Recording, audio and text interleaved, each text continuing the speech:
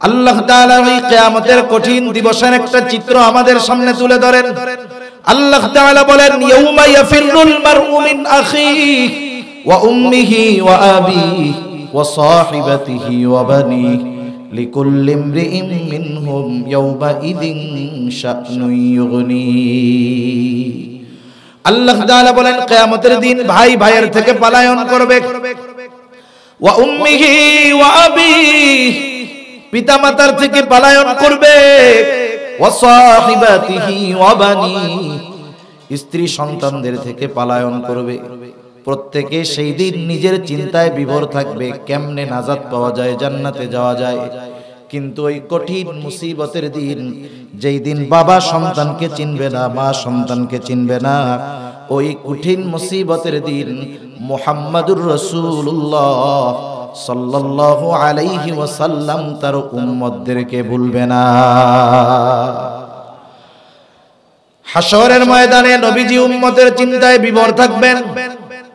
একবার দৌড়িয়ে হাউজে কাউসারের কাছে চলে যাবেন নবী, না জানি তার কোন উম্মত হাউজে কাউসার থেকে পানি পানে মাহরুম হয়ে যায় কিনা। আর একবার দৌড়ায় চলে যাবে মিজানের কাছে, না জানি কোন উম্মত আমল ওজন দেওয়ার সময় ধরা পড়ে যায় কিনা। আর একবার দৌড়ায় চলে যাবেন জাহান্নামের কাছে, না জানি কোন উম্মতকে জাহান্নামে দিয়ে দেওয়া হয় কিনা। আবার উম্মতের জন্য সুপারিশের যদি দরকার হয়, আল্লাহর দরবারে গিয়ে সিজদায় পড়ে যাবে। যতক্ষণ না ওই উম্মত যার মধ্যে যাররা পরিমাণ ঈমানও আছে, তার ব্যাপারে আল্লাহ তাআলার কাছ থেকে ক্ষমার সংবাদ নবীজি না পাবেন, ক্ষমার নিশ্চয়তা যতক্ষণ নবীজি না পাবেন, আমার আপনার নবীও ততক্ষণ জান্নাতে প্রবেশ করবে না। লাকাদ মান্নাল্লাহু আলাল মুমিনিনা ইয বা'আসা ফীহিম রাসূলাম মিন আনফুসিহিম। আল্লাহ রাব্বুল আলামিন বলেন, মুমিনদের উপর আল্লাহ তাআলার বিশেষ অনুগ্রহ যে তিনি তাদের মধ্য থেকে তাদের জন্য একজন রাসূল প্রেরণ করেছেন। আল্লাহ রাব্বুল আলামিন মুহাম্মাদুর রাসূলুল্লাহ সাল্লাল্লাহু আলাইহি ওয়াসাল্লামকে মুমিনদের জন্য বিশেষ অনুগ্রহ হিসাবে ঘোষণা করেছেন। যদিও নবীজি মুমিনদের জন্য বিশেষ অনুগ্রহ, কিন্তু নবীজি গোটা সৃষ্টি জগতের জন্যই রহমত। ইমাম তাবারি রাহমাতুল্লাহি আলাইহি বলেন, রাসূল আকরাম সাল্লাল্লাহু আলাইহি ওয়াসাল্লাম গোটা সৃষ্টি জগতের জন্য রহমত। তিনি গোটা সৃষ্টি জগতের জন্য রহমত হওয়ার কারণে এই সুবিধা যে শুধু মুমিনরা ভোগ করেছে তা নয়, নবীজি রহমাতুল লিল আলামিন হওয়ার কারণে গোটা দুনিয়ার ইসলাম বিদ্বেষী মুনাফিক কাফেররাও এই উপকার ভোগ করে। নবীজি রহমাতুল লিল আলামিন হওয়ার কারণে সকল মাখলুক উপকৃত হয়, সে মুমিন হোক আর বেঈমান হোক। হাদিসের মধ্যে আসছে, ইসলামের কট্টা দুশমন আবু জেহেল একদিন রাসূলুল্লাহ সাল্লাল্লাহু আলাইহি ওয়াসাল্লামের সামনে আসছে। নবীজিকে শুনিয়ে শুনিয়ে আল্লাহ তাআলার কাছে দোয়া করে বলে, আল্লাহ, আপনি যদি সত্যই মুহাম্মাদের উপরে কোরআন নাজিল করে থাকেন, তাহলে আমাদের উপরে পাথর বর্ষণ করেন অথবা যন্ত্রণাদায়ক শাস্তি আমাদের উপরে দেন। বলেন তো, পাথর বর্ষণ যদি হয়, যন্ত্রণাদায়ক শাস্তি যদি দেওয়া হয়, এটা রহমত হবে নাকি আযাব গজব হবে? আযাব গজব হবে। আবু জেহেল দোয়া করতেছে। মূলত হলো আবু জেহেল যদিও মুশরিক, কিন্তু মক্কার মুশরিকেরা আল্লাহ তাআলার অস্তিত্বে বিশ্বাসী ছিল। তারা আল্লাহ তাআলাকে স্রষ্টা হিসাবে বিশ্বাস করত। একথা আমার নয়, দুনিয়ার কারণ নয়, বরং আল্লাহ রাব্বুল আলামিন তাদের ব্যাপারে কোরআনুল কারীমের মধ্যে বলেন, ওয়ালা ইন সাআলতাহুম মান খালাকাস সামাওয়াতি ওয়াল আরদ লা ইয়াকুলুন্নাল্লাহ। আল্লাহ রাব্বুল আলামিন বলেন, আপনি যদি তাদেরকে জিজ্ঞাসা করেন মান খালাকাস সামাওয়াতি ওয়াল আরদ, আসমান এবং জমিনের স্রষ্টা কে, আপনার এই প্রশ্নে তারা কি জবাব দিবে? আল্লাহ তাআলা দুইটা তাকিদ যোগ করে বলেন লা ইয়াকুলুনাল্লাহ, আপনার এই প্রশ্নের জবাবে অবশ্যই অবশ্যই তারা বলবে আসমান জমিনের স্রষ্টা হলেন আল্লাহ। আরো অনেক আয়াত আছে, আমি ওদিকে যাব না। এর দ্বারা এই বিষয়টা প্রমাণিত হয় মক্কার মুশরিকেরা নাস্তিক ছিল না, স্রষ্টাকে অবিশ্বাস করতো না, স্রষ্টাকে বিশ্বাস করতো, আল্লাহ তাআলাকে বিশ্বাস করতো। এই জন্য আল্লাহ তাআলার কাছে দোয়া করতেছে। শুধু তাই না, হাদিসের মধ্যে আসছে নবীজি বলেন আবু জেহেল আল্লাহ তাআলার কাছে দোয়া করেছে, আর আল্লাহ রাব্বুল আলামিন আবু জেহেলের দোয়াকেও কবুল করেছে। আবু জেহেল দোয়াও করছে, আবু জেহেলের দোয়াও আল্লাহ তাআলা কবুল করছে। বদরের দিন সকালবেলায় যুদ্ধ শুরু হওয়ার প্রাক্কালে আবু জেহেল আল্লাহ তাআলার কাছে দোয়া করে বলে, আল্লাহ আজকের এই দিনে যারা হকের উপরে আছে, সত্যের উপরে আছে, আপনি তাদেরকে বিজয় দান করেন। নবীজি বলেন আল্লাহ তাআলা আবু জেহেলের দোয়া কবুল করেছেন। যারা হকের উপরে ছিল, সত্যের উপরে ছিল, আল্লাহ রব্বুল আলামিন বদরের দিন তাদেরকেই বিজয় দান করেছে। আবু জেহেল দোয়া করতেছে আল্লাহ তাআলার কাছে। বলেন তো এই রকম দোয়া কেউ শখ কইরা বা ইচ্ছা করে কেউ করে? কেন করে? এটা করে টিটকারি কইরা অথবা হিংসা করে। মনে করেন অনেক সময় মানুষ আছে আরেকজনের কল্যাণ, আরেকজনের সম্মান, ইজ্জত এটা দেখতে পারে না, আরেকজনের ভালো দেখলে তার মধ্যে চুলকায়। এরকম আল্লাহর বান্দা তো সমাজে মনে হয় নাই? আছে না? আছে। অনেকে বলে অমুক এই হইছে, হায় রে এই দৃশ্য দেখার আগে, এই খবর শোনার আগে আমার মরণ হইল না কেন? এরকম বলে না? বলেন তো ওই টাইমে যদি আজরাইল সত্য সত্য আইসা বলে তোমার তো মরতে মন চায়, তাহলে আমার লগে একটু চলো, কি বলবে? বলবে আরে এটা তো একটু মজা কইরা কইছি, আসলে কি মরতে চাই? মূলত আবু জেহেল নবীজিকে টিটকারি করে বলতেছে, নবীজির সামনে নবীজিকে ছোট করার জন্য কেমন যেন বলতেছে, আল্লাহ আপনি কি কোরআন নাজিল করার জন্য আমারে দেখেন নাই? আমি কত ক্ষমতাধর একজন নেতা, মুহাম্মাদের উপরে কোরআন নাজিল করলেন, তার উপরে কোরআন নাজিল করলেন। আবু জেহেলের এইটা সহ্য হয় নাই, এই জন্য টিটকারি মাইরা আল্লাহর কাছে বলে পাথর মারেন নাইলে কঠিন শাস্তি দেন। আবু জেহেলের এই কথার জবাবও আল্লাহ তাআলা দেন। তবে আল্লাহ তাআলা আমার আপনার নবীর জবান দিয়ে আবু জেহেলের এই কথার জবাব দেন। কেমন যেন আল্লাহ তাআলা বলতেছে, আবু জেহেল রে, তুই আমার কাছে যেটা আশা করেছিস, যেটা চেয়েছিস, সেটাই আমি তোকে দিতাম। তোর এই কথার পরে আমি তোর উপরে পাথর বর্ষণ করতাম, না হলে তোকে যন্ত্রণাদায়ক শাস্তি দিতাম। তবে তোকে কেন যন্ত্রণাদায়ক শাস্তি আর পাথর নিক্ষেপ করি না জানো? কারণ হলো আল্লাহ তাআলা আমার আপনার নবীজির জবান দিয়ে বের করে বলেন, ওমা কানাল্লাহু লিয়ুআযিবাহুম ওয়া আনতা ফীহিম। আল্লাহ তাআলা নবীর জবান দিয়ে বের করলেন, হাবিব আপনি যেহেতু রাহমাতুল লিল আলামিন, আপনি যেহেতু গোটা সৃষ্টি জগতের জন্য রহমত, ওদেরকে জানায়া দেন আপনি যতক্ষণ তাদের মাঝে আছেন, যেহেতু আপনি রাহমাতুল লিল আলামিন, শুধুমাত্র আপনার সম্মানার্থে আমি তাদেরকে আযাব দিব না।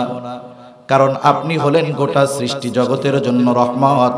নবীজি রাহমাতুল লিল আলামিন হওয়ার কারণে আবু জেহেল, উতবা, শায়বা সর্বোচ্চ ধৃষ্টতা প্রদর্শন করার পরেও নবীজির কারণেই চূড়ান্তভাবে নির্মূল হয় না। আবু জেহেল এই উপকার ভোগ করছে কিয়ামত পর্যন্ত।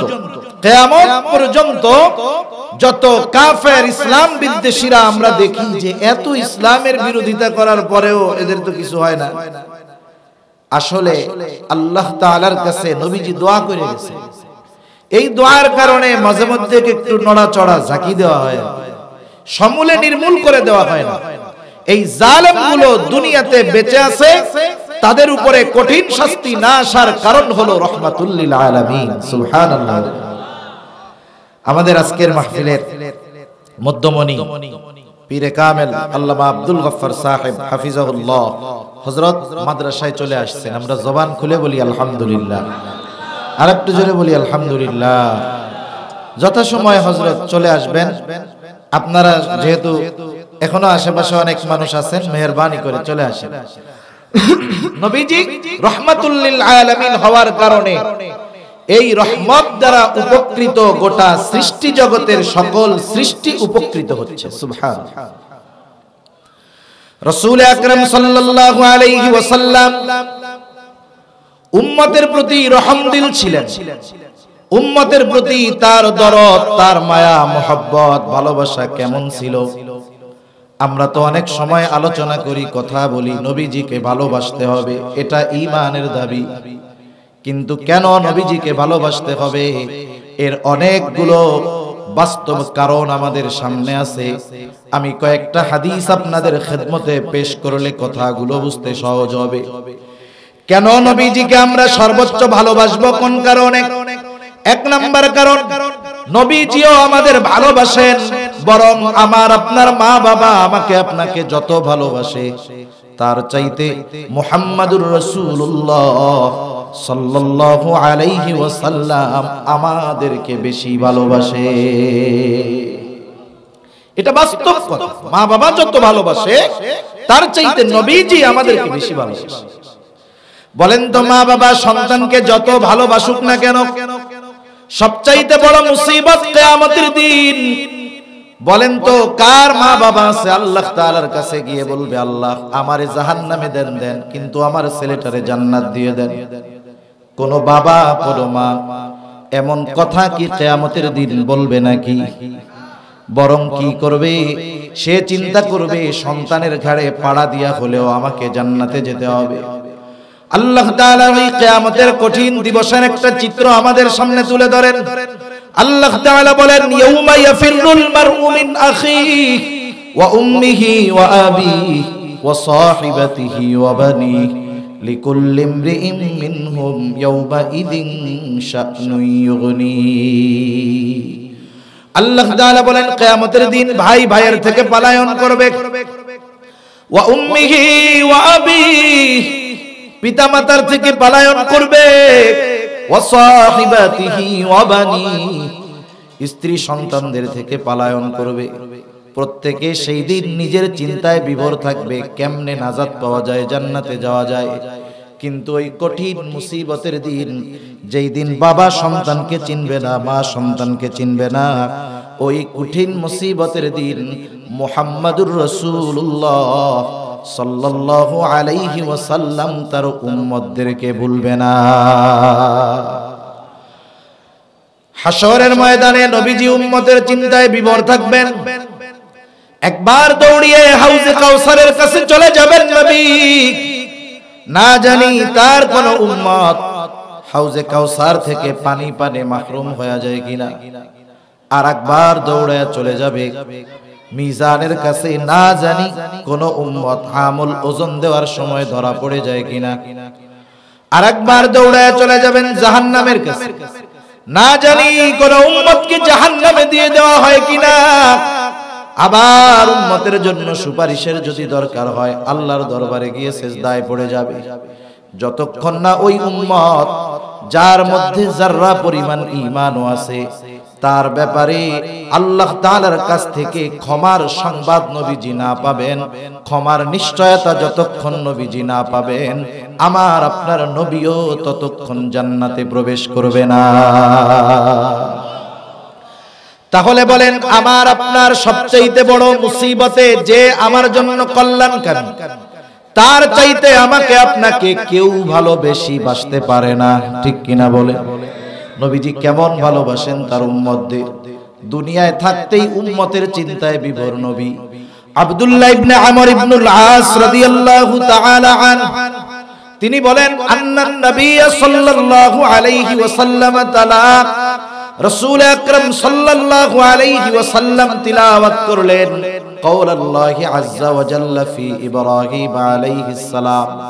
আল্লাহ তাআলা ইব্রাহিম আলাইহিস সালাতু ওয়াস সালামের ব্যাপারে যা বলেছেন কোরআনুল কারীমে, ইব্রাহিম আলাইহিস সালাতু ওয়াস সালামের ব্যাপারে আল্লাহ বলেছেন, ইব্রাহিম আলাইহিস সালাম তার গুনাহগার উম্মতের জন্য ক্ষমা চেয়ে আল্লাহ তাআলার কাছে দোয়া করেছে, উম্মত গুনাহগার আল্লাহ তাআলা যেন তাদের ক্ষমা কইরা দেন।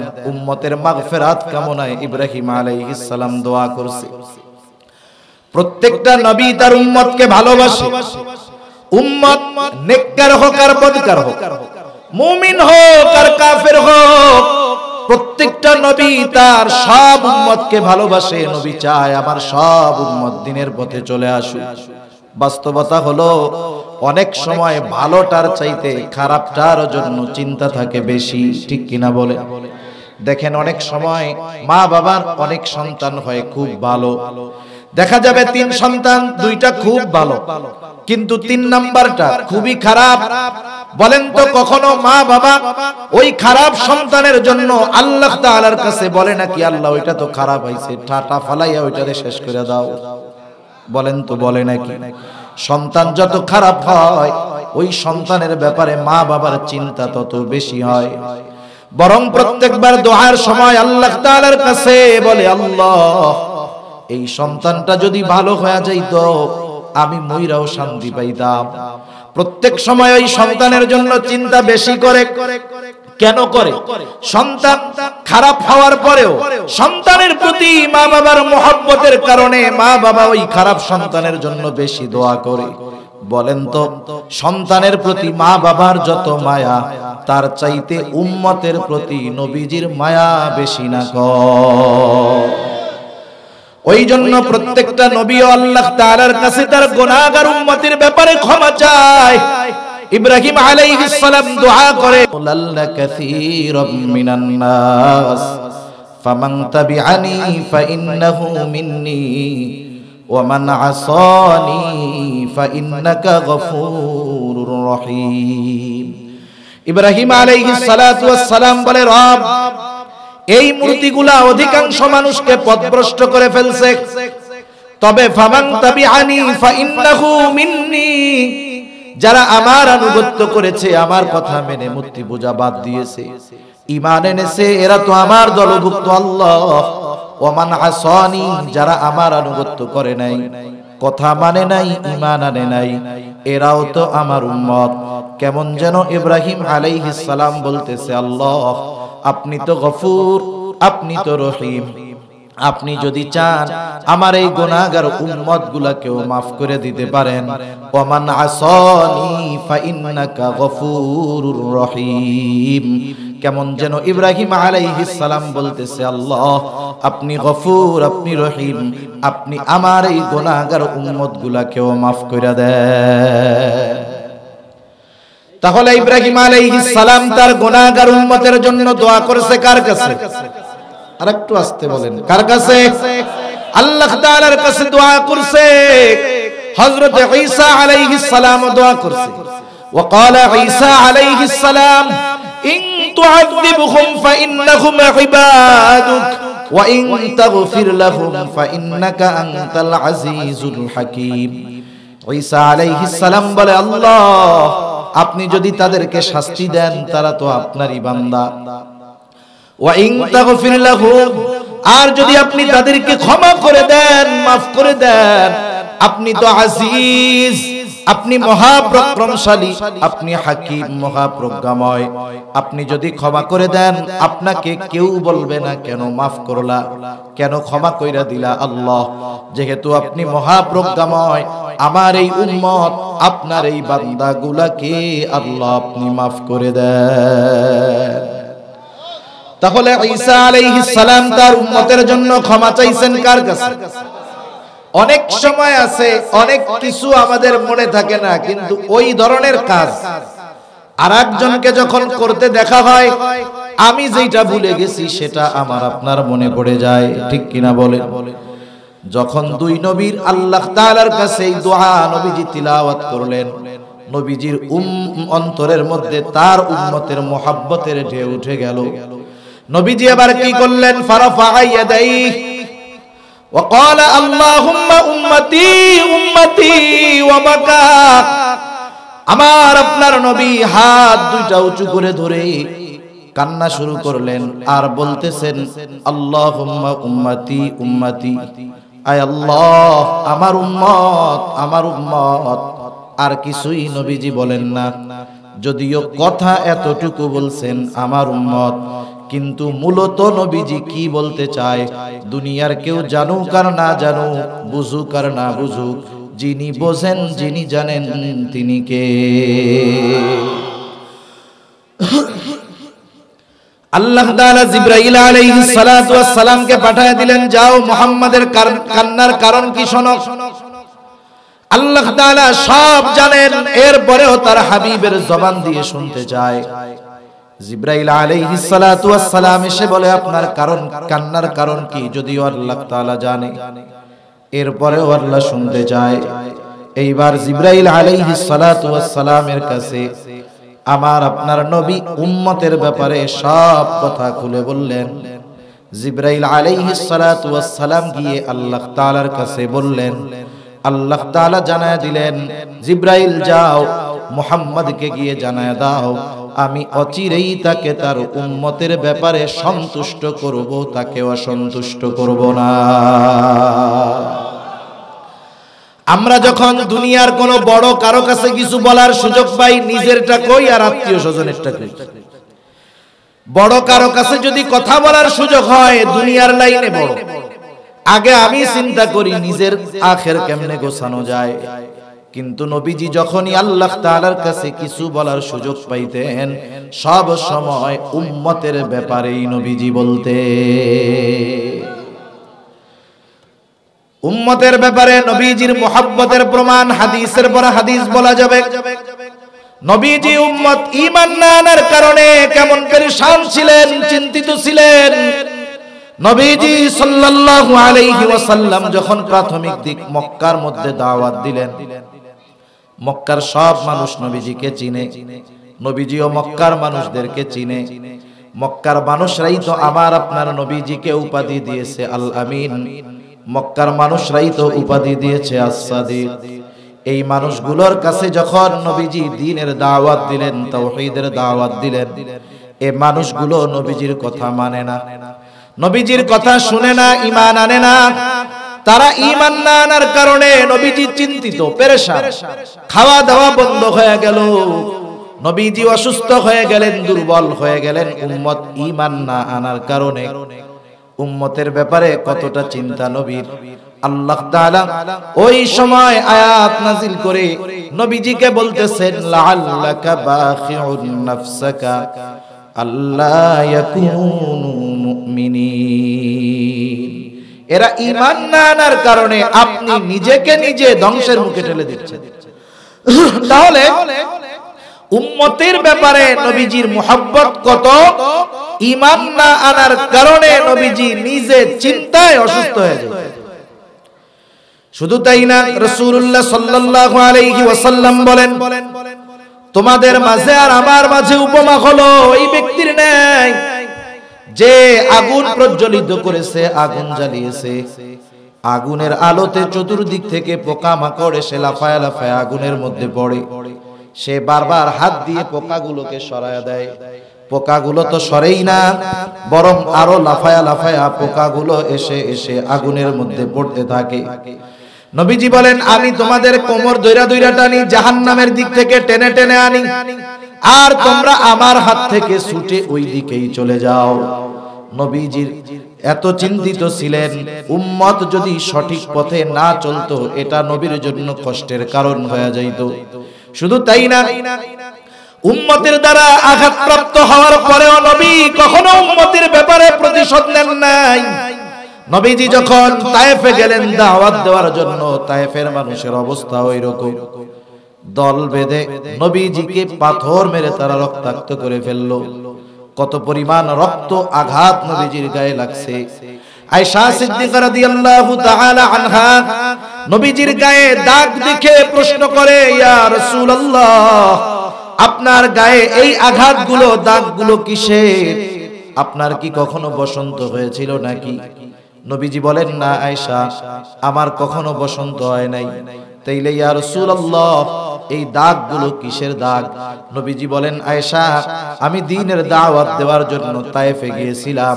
তায়েফের মানুষ আমাকে বুঝতে পারে নাই, তারা যেই পাথরগুলো আমাকে নিক্ষেপ করেছে এই দাগগুলো হলো তাদের নিক্ষিপ্ত পাথরের আঘাতের দাগ। রাসূল আকরাম সাল্লাল্লাহু আলাইহি ওয়াসাল্লামকে এত পরিমাণ আঘাত করা হয়েছে, গা বেয়ে জামা ভিজে গেছে, রক্ত বেয়ে বেয়ে পড়ছে, রক্ত বেয়ে বেয়ে পড়ে জুতার মধ্যে ঢুকে রক্ত শুকায়া জুতা পায়ের সাথে আটকে গেছে। নবীজি বারবার পড়ে যাইতেন।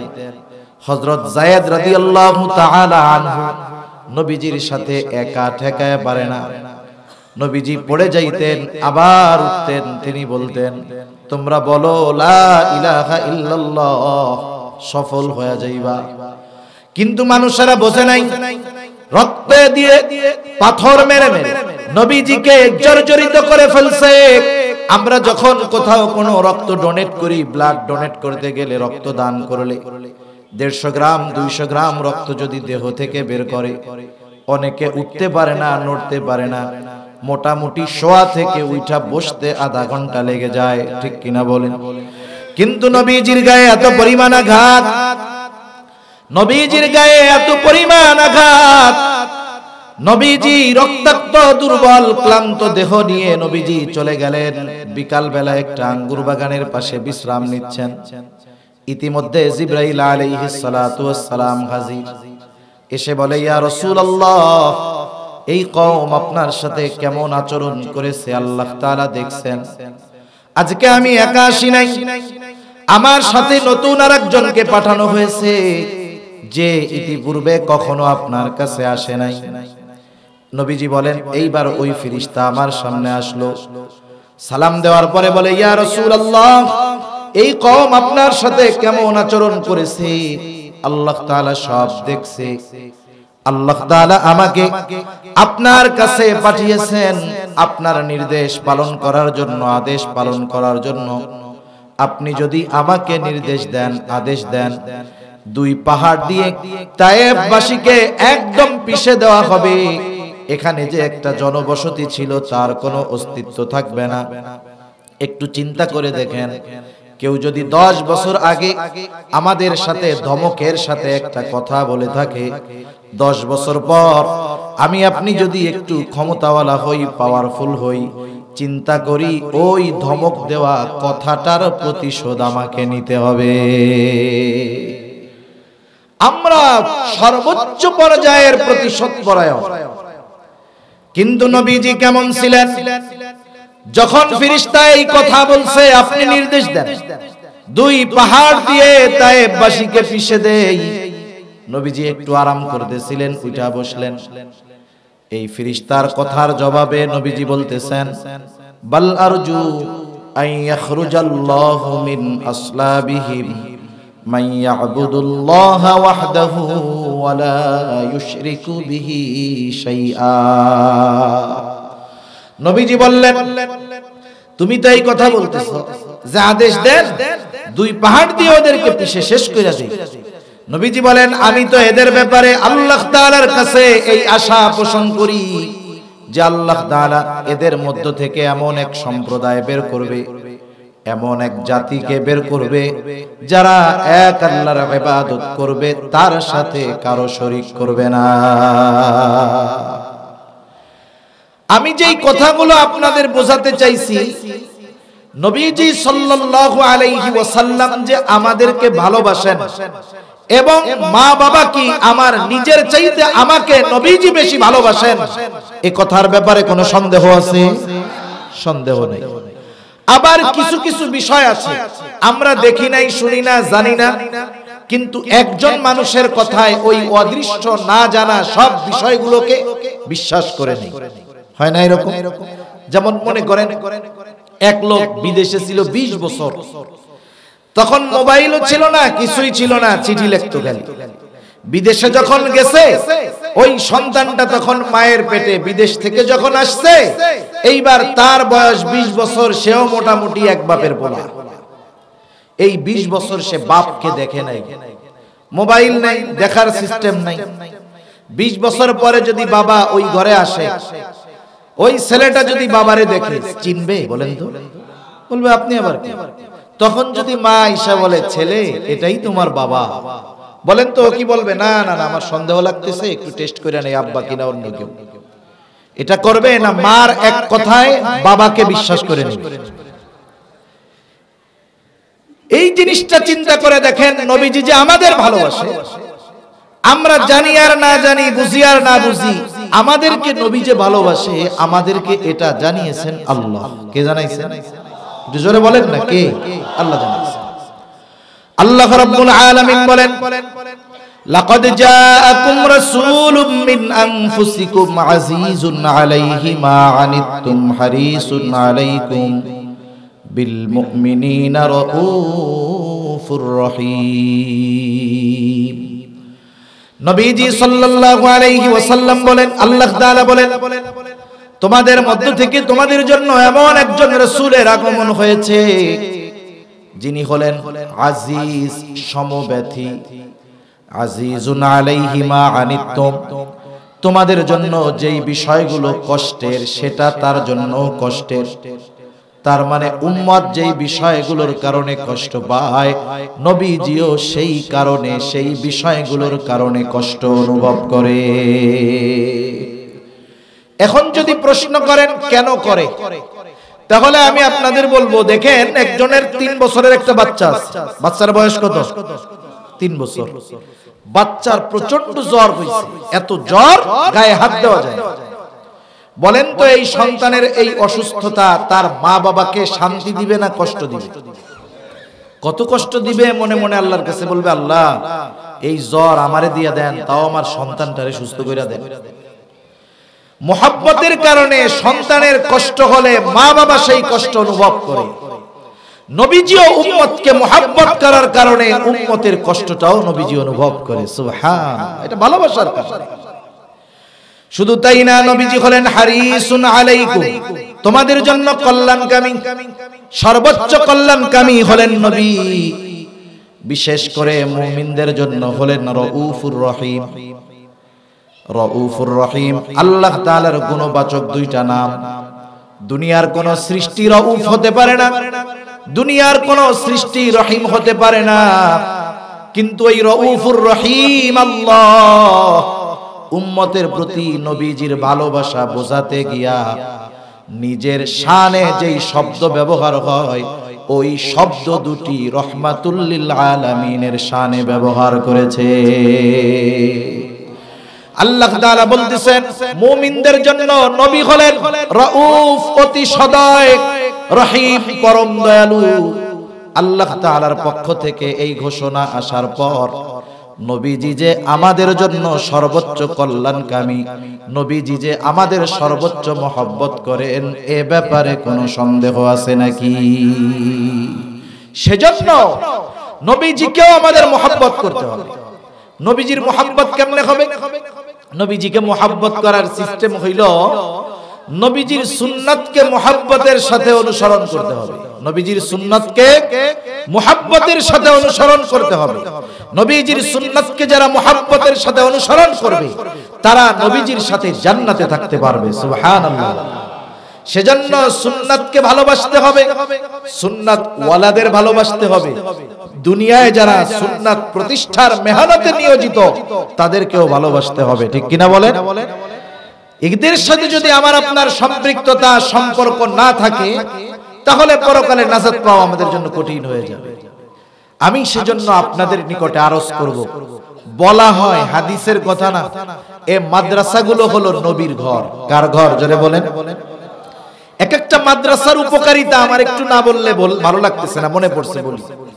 3 বছর আগে আমি গেছি একবার মাহফিলে, বান্দরবন লামার দিয়ে একবারে ভিতরে, একেবারে সীমান্তের কাছে, খাগড়াছড়ি থেকে আরো প্রায় 1-1.5 ঘন্টা লাগছে যাইতে। ওই সব জায়গায় যে সব পাহাড়ি তা না, চাকমা তা না, অনেক বাঙালি আছে। বাঙালিরা বলতেছে, হুজুর আজ থেকে 3-4 বছর আগেও আমরা এখানে সন্ধ্যার পরে বাইরে হইতাম না। ঘর করা আছে, কোনায় বাথরুম আছে, সন্ধ্যার সময় দরজা লাগাইয়া ঘরে ঢুকতাম, আর পরের দিন সূর্যের আলো যখন দেখা যাইতো তখন বাইর হইতাম। কেন? বলে এইসব এলাকায় চরমপন্থী ছিল অনেক, এদের কারণে ঘর থেকে বাইর হওয়া যাইত না। তা এখন কি অবস্থা? বলে এখন কোনো অসুবিধা নাই। কেন? বলে ছোট্ট ছোট্ট দুইটা ক্যাম্প হইছে। কি হইছে বলে? ক্যাম্প। একটা হলো বিজিবির ক্যাম্প, আর একটা হলো বাংলাদেশ সেনাবাহিনীর ক্যাম্প। দুই ক্যাম্পে 50 জন 100 জন আছে। এই দুইটা ক্যাম্প হওয়ার কারণে আশেপাশের সব গ্রামগুলো নিরাপদ, মানুষগুলো নিরাপদ, তাদের জানমাল নিরাপদ। একটু চিন্তা করে দেখেন, একটা এলাকায় যদি একটা আর্মির ক্যাম্প থাকে, জানমাল নিরাপদ হয়ে যায়, অনুরূপভাবে ওই ক্যাম্পগুলো মানুষের জানমালের নিরাপত্তার কাজে প্রতিষ্ঠা করা হয়। ক্যাম্পের সদস্যরা মানুষের জানমাল হেফাজতের দায়িত্ব নিয়োজিত থাকে। কিন্তু এই মাদ্রাসাগুলো হলো ঈমান হেফাজতের ক্যাম্প। এখানে যারা থাকে এরা আমার আপনার ঈমান হেফাজতের দায়িত্বে নিয়োজিত থাকে। ঈমান হেফাজতের দায়িত্বে এরা নিয়োজিত থাকে। যখন দুনিয়ার কোন জায়গা থেকে ঈমান বিদ্বেষী কোন কথা, ঈমান বিদ্বেষী কোন কর্ম এদের কানে আসে, সাধারণ মানুষ প্রতিবাদ করার আগে এই ক্যাম্পের সৈনিকেরা, উলামায়ে কেরাম জাতিকে সতর্ক করে তুলে। মনে রাখবেন, জানমাল যদি হারায় যায়, কেউ যদি আমাকে আপনাকে মেরে ফেলে, আমার আপনার সম্পদ যদি নিয়ে যায়, এতে জাহান্নামে যাওয়া লাগবে না। আমি শুরুতেই বলছিলাম সবচাইতে বড় নেয়ামত সম্পদ হলো ঈমান। আমরা দুনিয়ার সম্পদ সংরক্ষণের জন্য কত ব্যবস্থাপনা করি, কত ব্যবস্থা গ্রহণ করি। বলেন তো, যাদের মাধ্যমে এই জাতিকে ঈমানি বিষয়ে সতর্ক করা হয়, যারা ঈমান হেফাজতের দায়িত্বে নিয়োজিত আছে, এদের জন্য আমাদের কিছু করার দরকার আছে না? কিন্তু বাস্তবতা হলো, যারা জানমালের হেফাজতের দায়িত্বে নিয়োজিত আছে, এদের যেই বেতন খরচাদি, এটা সিস্টেমে আমাদের থেকে চলে যায়। সাবান কিনলেও যায়, মোবাইলে টাকা ভরলেও যায়। কিন্তু মাদ্রাসার যারা সৈনিক, এদেরটা ওই সিস্টেমে নেওয়ার মতো সুযোগ নাই। এজন্য এদেরটা দুনিয়ার মানুষ, দিন ভীরু মানুষগুলো স্বেচ্ছায় তাদের ঈমান হেফাজতের জন্য তাদেরকে তাদের সম্পদ থেকে সহযোগিতা করে। ঠিক কিনা বলে? এই মাদ্রাসার জন্য এক আল্লাহর বান্দা জমি দিয়ে দিয়েছে, এটা বড় এক ত্যাগ। সেজন্য আপনাদের কাছে অনুরোধ, গতানুগতিক কালেকশন আসলে আমি পারি না, কেমনে যে ঢুকতে হয় কালেকশন, এও আজও আমার জানা নাই। কিন্তু এরপরেও একটা দ্বীনি প্রতিষ্ঠানের মুহাব্বতে, আমি এই ব্যাপারে অনভিজ্ঞ হওয়ার পরেও দ্বীনের এই বিশাল এক মিশন, এটা যেন জারি থাকে, এটা যেন সহজ হয়, এজন্য আপনাদের কাছে অনুরোধ করব, কোন আল্লাহর বান্দা যদি থাকেন, এই মাদ্রাসার কিছু হাজত আছে, মাদ্রাসা খুব সুন্দর এবং সুগোছালো একটা প্রতিষ্ঠান, এটা ঢুকলেই বোঝা যায়, যারা ঢুকছেন তারা দেখছেন। যেই জিনিসগুলো দরকার, এই জিনিসগুলোর মধ্যে এক নাম্বার দরকার হলো টাইলস দরকার। টাইলস সাথে সাথে টাইলসের সাথে যেই অন্যান্য সরঞ্জাম লাগে এগুলাও দরকার, সিমেন্ট বালি দরকার। এখন টাইলস কত স্কয়ার ফিট লাগবে ভাইজান?